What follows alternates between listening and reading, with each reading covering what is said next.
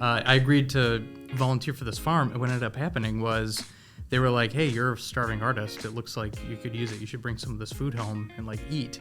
And so I started bringing home this food I was growing, and my eating habits changed almost overnight. And for me, the big transformative piece was it made me feel better, like physically and mentally. Amazing, huh? Yeah, weird how the things you put in your body affect how you feel. Crazy. But we eat such trash food in America a lot of the time that I think we forget that. We just get so used to the convenience, and our eating styles can get really really counter to that.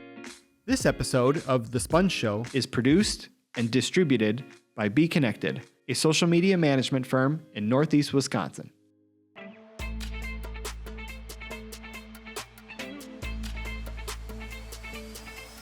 Welcome, everybody, back to The Sponge Show. If you are a follower of this podcast, you might realize that I have taken a bit of a hiatus from doing this show for about 3.5 years. The last episode that we did was right before COVID, and then the world changed. So I'm excited to dive back in. What is The Sponge Show, you might wonder, or you might ask? This is a show where we dive into absorbing stories, lessons, life, community, everything like that. A little story about myself. My name is Brad, and I started a company called Be Connected about 12.5 years ago. And when I started the company, I talked a lot. And I needed a reminder for how to shut up and how to absorb and learn from people that were around me. So I carried a little sponge in my car. So I would go into a networking event and I would squeeze it, and that would remind me to just soak in everything else, whether it's an electrician or a plumber or a startup or a big corporation or something like that you can just sit back and just learn. I never knew that. Yeah, as opposed to just talking and trying to prove yourself all the time. So anyways, thus we have The Sponge Show. And I'm really excited to come back after this little break that we've had. Life has been crazy in the best way, in the craziest way, roller coaster, you name it. And I'm sure a lot of people can relate. And I am really fortunate to be able to bring my friend Alex to the show. Do you want to introduce yourself and who you are and who you're with and everything like that? Yeah, sure. So I'm Alex Tyink. I'm the CEO of Fork Farms, which is a indoor agriculture technology company where we basically make and manufacture these really energy efficient ways to grow food indoors. No sunlight, no soil. We feed a lot of schools, hospitals, food and beverage, corporate, kind of anybody who cares about fresh food and wants it more affordable and higher quality, basically. That's awesome. And one of the reasons why I wanted to invite you to be the guest to kick this off again after taking a bit of a break was that I've had the privilege to work with some organizations that you've been involved with along the way. So I guess that's a really good segue in about the origin story of Fork Farms. So I met you with Goodwill. Yep. So walk us through a little bit about how Fork Farms came to be, and then where that leads you to now. Sure. Yeah. I mean, it must have been 10 years ago now, I think, when we met. It would have been 13, 14. It would have been right that, when you were starting. Yeah, right when we were getting going. Yeah. So the genesis for the idea came in Brooklyn. I was living out there trying to be an opera singer, and was fine at it, I guess, but hard to pay the bills being an opera singer. I don't know if you would have guessed that, but it's can't say I've ever done it. Yeah, most people haven't. And so that was a challenge, and I had always been into plants and biology and things like that, and randomly met a guy who was growing food on a rooftop, and he invited me there, and it was just this nice spot, and I honestly just needed a way to get outside during the summer, and so I agreed to volunteer for this farm, and what ended up happening was they were like, hey, you're a starving artist. It looks like you could use it. You should bring some of this food home and like eat. And so I started bringing home this food I was growing, and my eating habits changed almost overnight. And for me, the big transformative piece was it made me feel better, like physically and mentally. Amazing, huh? Yeah, weird how the things you put in your body affect how you feel. Crazy. But we eat such trash food in America a lot of the time that I think we forget that. We just get so used to the convenience, and our eating styles can get really really counter to that. And so I thought to myself, my God, is it really that simple? Like, you grow food and then you're more likely to eat it, and then you eat it and you feel better. Like, maybe we've been overcomplicating things a little bit with like all these fad diets and everything else that we hear about. So anyway, to make a long story short, I realized you cannot start a business like this in New York City because cost of living is outrageous. So I had to come back home to Wisconsin, and moved into my parents' basement and was going to put in an offer on a piece of property in Madison. Thought perfect market for this, to be slinging lettuce out the back door. I thought I was going to be an indoor farmer. Slinging lettuce. Right? Yeah. And I got offered a job for Goodwill Industries, where I met you, on the same day. And so decided to take the job because, like you with your sponge story, I was like, I don't know what the hell I'm doing, and I need to learn. I was terrified I was going to blow like the very small amount of savings I had on this business, and I just didn't have the confidence. And they were hiring all these ex-Fortune 500 executives there, where you could like learn from people that had done it.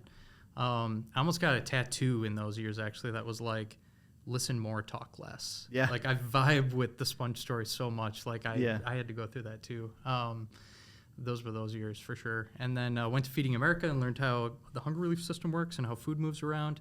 And then realized that there really just isn't an ideal home for our technology. I at the time thought I'd either give it away to Goodwill or give it away to Feeding America, but there's so much more applications for it beyond that, and decided to start the business, and that was late 2016. And for those listeners and the audience out there, can you give them a little bit of a 5-second tour of starting it on your own to, like, you've got a pretty good sized team now, and pretty good size scale as far as the spread of your technology, your growing systems like around the country. So like, how much have you grown in what span of time? So we've been in business 6 years, and the company's got almost 40 people on the team, and we're in all 50 states and 11 countries. I think there's almost 3,000 indoor farms that we have kind of in our network. Some are small, some are very big, and it just kind of depends on what folks are trying to do. And for those that are watching on video, I'm going to put some pictures of like what a growing system looks like and things like that. But for the listeners out there, can you describe? It's like vertical indoor farming, right? Yep. Hydroponics, yep. Right. So imagine like an R2-D2 looking thing, but that's about 5.5 feet tall. Without the beeps. Without the beeps. And it opens like a clamshell kind of, so you can open it like a door. It's about the size of like an apartment refrigerator, think that size. And it holds 288 plant spaces. There's a light in the middle, and the plants kind of grow around the light, pointed towards the light. And doing it that way, we figured out how to recapture the light energy inside of it. And so as opposed to what, being lost to other angles and stuff? The ether, like most folks, the lights grow kind of out of a post, and then you kind of light it, but then there's no way to recapture it, or that you grow in like vertical tiers, like think like shelves type approach, or horizontally, right? Or horizontally, yeah. And we just figured out, no one else had done it before, believe it or not, where if you use like white colored panels, and if you optimize the distance between the plant and the light, and you enclose that in the right way, you can optimize that recapture. And so industry standards like 18 kilowatts per pound for your nerd listeners, and our average customer does it for 4.6, so it's like a third of the energy consumption compared to like the industry standard, even at scale. So we can basically say you can grow food for like $1 a pound, And it's like high quality farmers market quality organic. And when you're talking delicious. about pounds, Yeah. lettuce goes a long way. Oh yeah. I mean, among other things, I know that, Yeah, you know, you've seen like a pound of lettuce. It's yeah, like, it'll feed you. but you have a lot of leafy stuff. It's not just lettuce, right? It's Right. all different types of vegetation and stuff like that. Totally. But poundage goes really far. Yeah. in Each terms one of of- these produces about a pound a day is what it kicks out. So Wow. whether that be herbs or leafy greens or That's a lot of herbs. strawberries, yeah, a lot of basil. If you ever need basil, just call me. I've got like a whole my freezer is just basil. So You know, it's good for pesto, though. It kind of cooks down a lot. And Yeah. you don't get a whole lot out of a big bushel of basil. that's true. Yeah. Yeah. So you've got 40 people. You got 3,000 different systems for indoor farms, growing systems, whatever you want to call them. Where do you see like your market fit? Is it where you're working with other organizations to like have them cultivate at mass for like their whole corporation or for communities? You mentioned food, or you mentioned schools before. You mentioned companies or things like that are introducing it to their companies, as opposed to say direct to consumer, where people want to just like grow in their basement or something like that. Yeah, totally. Well, we've done all of that. But some of it we've been really intentional about, and some of it just kind of came to us, frankly. We learned around 2019 that we need to put down, I hate this analogy, but you put down a shotgun, you pick up a sniper rifle, kind of approach where, I don't know what a better analogy would be, but. Yeah, I mean, instead of throwing spaghetti at the wall, you're like, you're going to go for the best noodle. Yeah, there you go.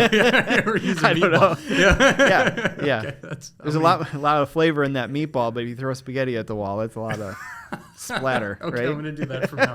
That's way better. I just made that up. I don't. Go with it. So we were like, we had a bunch of success in healthcare and with schools and with hunger relief and all these different groups.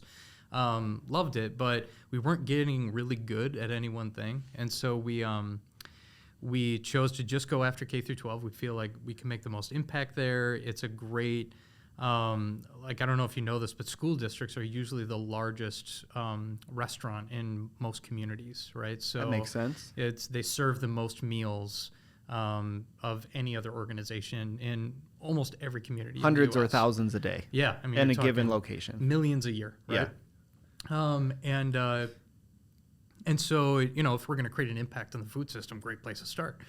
What we didn't know is over time, is the business going to lean more business to business, or is it going to lean more consumer, to your point? And it definitely has gone more business to business. There's a lot of folks out there that are doing, little tabletop hydroponic systems, or, a small unit that's got like 32, 35 plant spaces in it. That's like, it's perfect for a home user, a hobbyist. You're not really looking to feed anybody, but you're just trying to grow some plants. Good for the herbs. Yeah, good for the herbs. Yeah, and that's not us, right? Like, but we're also not like building 100,000 square foot indoor farm that's got robots running it and stuff like that. Like, what we realize is that there's this huge middle of people who love good food, who love watching plants grow, and really care about feeding their community, whatever that means to them. So for some people, their community is their school or your team at your company or whatever it is. And this institutional scale farming was kind of a novel idea. And so our business is now really on a mission to decentralize food production and make it, we're like,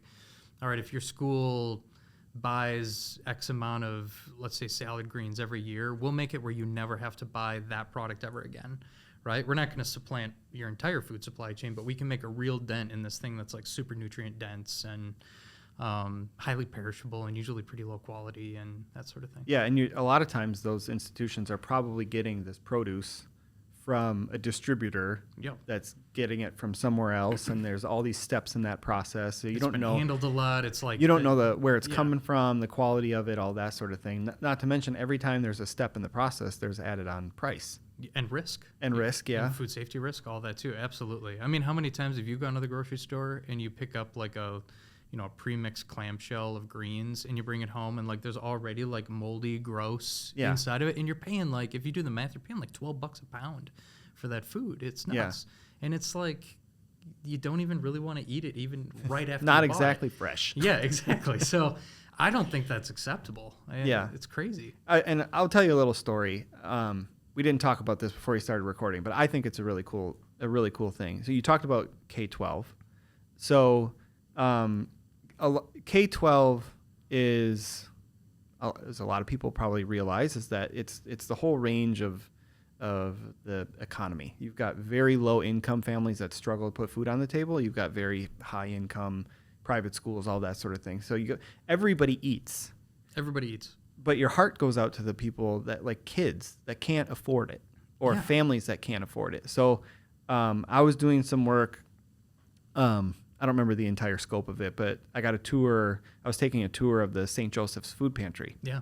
And they were walking me through all of these lunches that go out to all the schools in the area to make sure that all of the families can get the food that they need while going to school, at least the lunches and maybe breakfast and things like that. And the food, or the schools, are the ones that get them those meals. So I'm taking this tour, and as we're walking around, they show us, like, oh, we do it's thousands of meals a week. Oh, yeah. And as we're walking around, you take a look, and you go to the left, and there's 6 different growing systems from Fork Farms that are in there. Yep. And that stuff is then good quality produce that is then going into these lunches, which is then going into the hands of the kids. Yeah. That's and like a perfect example. Yeah. So even when you're working with, like, food pantry, you're still impacting the quality of the food that is in the community through the schools, K-12. Right. Even if you're not, like, on site at the school. Right. And I don't know. I thought that was, like, the coolest thing. I do too. I mean, and they were like an early adopter. Like they started with us really, really early. Like they took a chance on us, frankly. And we've tried really hard over the years to, like, really take good care of those partners that were with us from the beginning. But there's a lot of food pantries that have followed suit, right? I mean, now you think about the impact that St. Joseph's food program in Appleton or Menasha made on a group in Kansas City, or a group in New Jersey. And I mean, that's what's been really cool about this, is that right here in Appleton, there's people who are, like, really making this scaled national impact now, and they don't even really know it. But it's cool for me to see. So I'm guessing through, things like, business incubators, Titletown Tech, all that kind of thing. You've had opportunities to give advice to up and coming cohorts. Yeah. To up and coming people that have, I try not to. I know. Well, I'm gonna put you on the spot now. Okay, fair. So when it comes to, like, the mission of Fork Farms and what you've learned, both from, like, the tying in with nonprofits, but then also going off on your own, partnering with businesses versus consumer, all that sort of thing.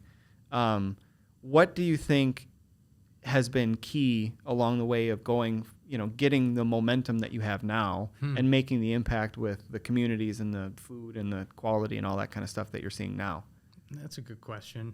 I mean, my experience, at least, I can't speak for everybody, but early on, we knew we had something with the product. Like, we knew there was some initial interest there, but you never really know what your product market fit is until you really go out and start doing it. Oh, for sure. You have to take that terrifying leap in order to really know.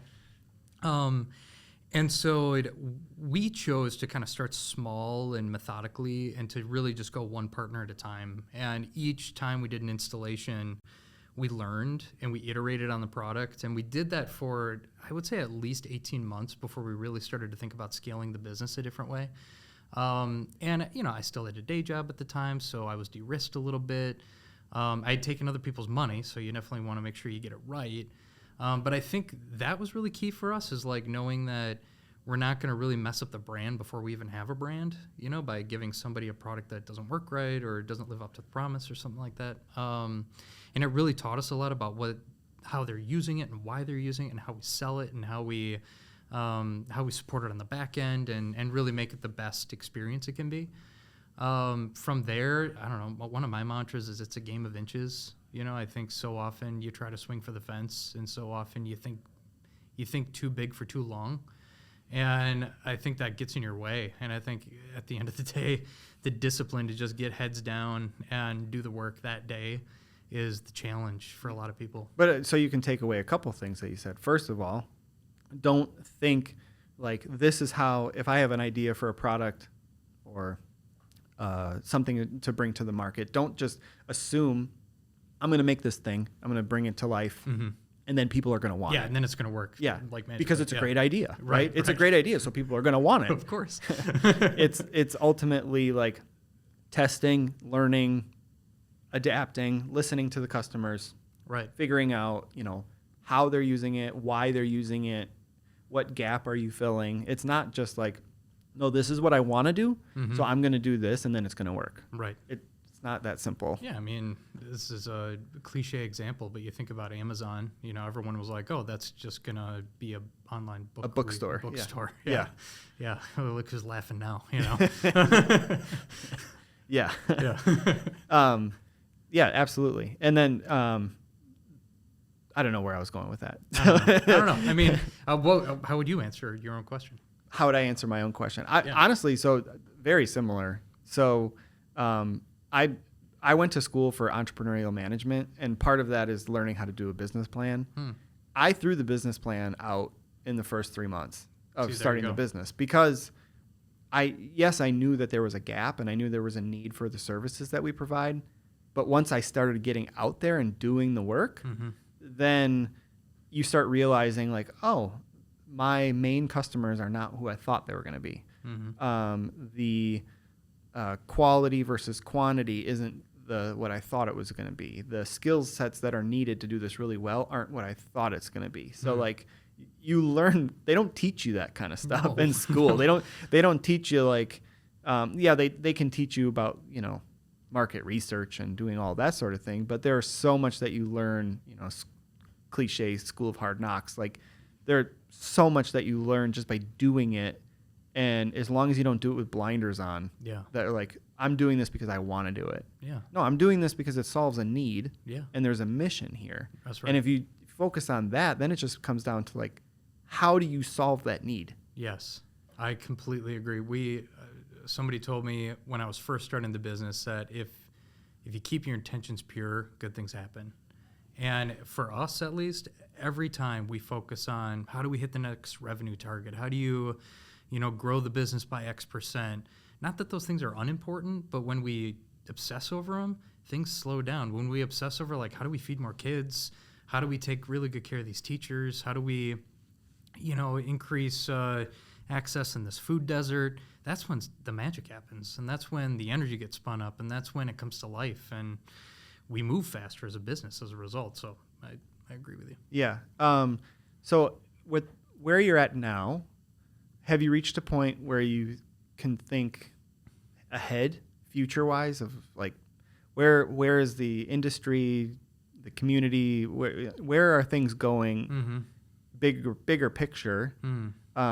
Sometimes that's really tough to see if you're in growth mode. Oh yeah, because it's like, I mean, if you just use numbers, like let's say I'm going after 5% market share. If you go after 5% market share, you could be going up to that, but that doesn't mean that you know how the 100% of the market is shifting or moving or things like that. So are you at a point now where you can say like, I think that things are shifting in this way, or I think there's going to be a need for this, or I can see us growing here more, or are you still in like growth mode, just trying to impact as many communities as you can? It's a little bit of both. It's gotten a lot different in this regard. I think when we were first getting started, it was, how do we get through this week? We bootstrapped our business for most of its history, and I undercapitalized the business significantly to start out. And so, I mean, it was a lot of like, we're going to take a couple of our own systems in inventory and put them into production so we can sling lettuce out the back door just to keep the heat going, right? Yeah. If you ever come up with like a bio, like a documentary style or like a book that's like a biography of the company, I hope you call it Slinging Lettuce. There's like a lot of connotations to that. You just got a picture of you just like frisbee and lettuce, like like throwing cards. So now I would say we're thinking more in like 2-year timelines, right? So I can see out the next 2 years, and we're able to predict it with a relative amount of predictability based on what we're trying to do and what we think we can do and where the markets are. And I would say going into next year, we're definitely at a point where we can start to take the lessons and how we built a really great K-12 program and start to expand that into other verticals, right? So we can think similarly around, okay, this is what it required to get excellent here. How do we build excellence in healthcare? How do we build excellence in hospitality, food and beverage, things like that? So we're going to begin that work, which I'm really excited about because I know the applications are numerous. Everybody eats, right? Yep. But, if I think about even more macro than that, it's hard. I mean, there's a lot of uncertainty in the economy today, right? I mean, you think about the geopolitical stuff with the war in Ukraine and Israel, Gaza, all that stuff, a lot of uncertainty there. The inflation we had this year, interest rate concerns, and then all the lagging post-pandemic supply chain stuff. I mean, it's been a hard year. Startups community in general, the startup community in general is in a bit of a bloodbath. I mean, it's really hard to raise money. It's really hard to get investment, and a lot of companies are bleeding in a really sad way right now. I think the good thing about your product is that when times are good, people can put investment into this kind of stuff. And when supply chain hurts for food-wise, when inflation hurts food-wise, that puts your product in a very good light. Well, you knew exactly where I was going. You know, there's some of the unfortunate headwinds that we all face that end up being tailwinds for our business. Just because you mentioned half of them, climate change is another one. As they till under more and more produce in Salinas Valley and Yuma, which is where the majority of the American, specialty produce supply comes from. It only increases pricing further. It disrupts those supply chains further. I mean, and then you layer in food safety concerns. I mean, we deregulated water quality standards. And so now we've seen increases in Listeria, E. coli outbreaks, things like that. The schools get scared. They're like, we need to take care of our kids. And if you grow it yourself, it just takes so much of that risk out. And so, I think green tech, clean tech, as a vertical is going to do extremely well over the next 10 years. You have to be thinking long about it, but I see it as an inevitability personally. The world has to move to more clean energy. It has to move to, more sustainable solutions. I think decentralization of manufacturing and inshoring of manufacturing again, and some of that, I think it's inevitable. And it's just because it's a byproduct of, so many of these constraints that the world has that it didn't necessarily have 10, 20 years ago. Yeah. Well, I'm proud of you, man. I think it's awesome to watch. Thanks. You've seen it from the very beginning. Yeah, so, I think it's really, really cool. And I'm really excited to see where things go over the next few years. Yeah. Take a minute to soak it all in every once in a while. I know work can be stressful and all that sort of thing. You know how hard that is too. Yeah, so. Yeah, but sometimes you got to realize, look at how far you've come. It's pretty cool. Yeah, I appreciate that. Yeah.